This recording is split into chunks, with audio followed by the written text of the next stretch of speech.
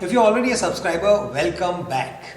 And if you're here for the first time, do subscribe to the channel and do press the bell icon on the YouTube app and you will never miss any new videos that we release.